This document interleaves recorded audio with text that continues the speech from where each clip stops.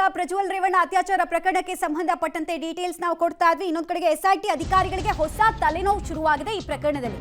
ಏನದು ತಲೆನೋವು, ಚಾಲೆಂಜ್ ಏನು, ಮೇಜರ್ ಟಾಸ್ಕ್ ಅಥವಾ ಹರ್ಡಲ್ ಏನು ಅನ್ನೋದ್ರ ಡೀಟೇಲ್ಸ್ ಈಗ ಬರ್ತಾ ಇದೆ ನೋಡಿ.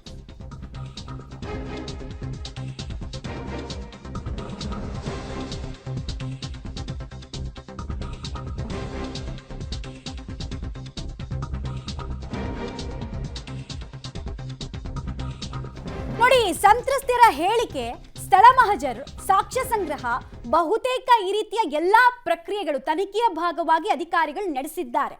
ಆದರೆ ಆರೋಪಿಯ ಅಕ್ಯೂಸ್ಡ್ ಬಂಧನ ಆಗದೆ ಆತನನ್ನ ವಿಚಾರಣೆಗೆ ಒಳಪಡಿಸದೆ ಆತನ ಬಳಿ ಕ್ವೆಶ್ಚನ್ಗಳನ್ನ ಕೇಳದೆ ತನಿಖೆಯ ಪ್ರಗತಿ ಸಾಧಿಸೋದಾದ್ರೂ ಹೇಗೆ, ತನಿಖೆಯಲ್ಲಿ ನಾವು ಪ್ರಗತಿಯನ್ನು ಸಾಧಿಸಬೇಕು ಅಂತ ಬಯಸಿದ್ರೂ ಆಗ್ತಾ ಇಲ್ವಲ್ಲ ಅನ್ನೋ ಒಂದು ತಲೆನೋವು ಅಧಿಕಾರಿಗಳಿಗಿದೆ.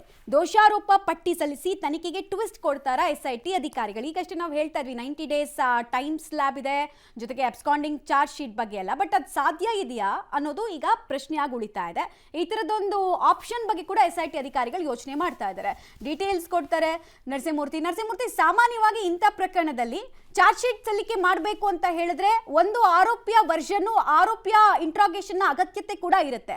ಸೊ ಟೆಕ್ನಿಕಲಿ ಇದು ಹೇಗೆ ಸಾಧ್ಯ ಆಗುತ್ತೆ, ಏನು ಆಪ್ಷನ್ಸ್ ಅನ್ನ ಆಪ್ಟ್ ಮಾಡೋ ಸಾಧ್ಯತೆ ಇದೆ SIT ಅಧಿಕಾರಿಗಳ ತಂಡ?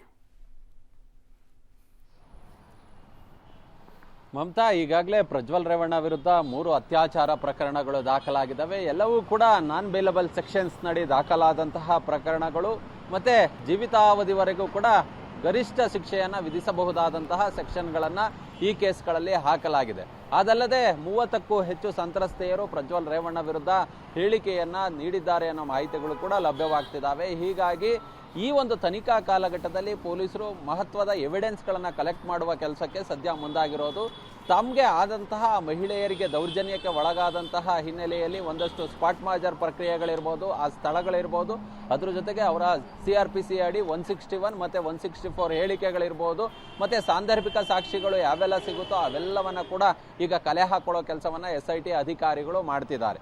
ಪ್ರಕರಣದಲ್ಲಿ ಆರೋಪಿತ ಸ್ಥಾನದಲ್ಲಿರ್ತಕ್ಕಂಥ ವ್ಯಕ್ತಿಯನ್ನ ಅರೆಸ್ಟ್ ಮಾಡುವ ಪ್ರಕ್ರಿಯೆ ಇನ್ನೂ ಕೂಡ ಆಗಿಲ್ಲ. ಕಾರಣ ಪ್ರಜ್ವಲ್ ರೇವಣ್ಣ ವಿದೇಶದಲ್ಲಿ ತಲೆಮರೆಸಿಕೊಂಡಿದ್ದಾರೆ. ಹೀಗಾಗಿ ಅವರಿನ್ನೂ ಕೂಡ ಆಗಮಿಸಿಲ್ಲ.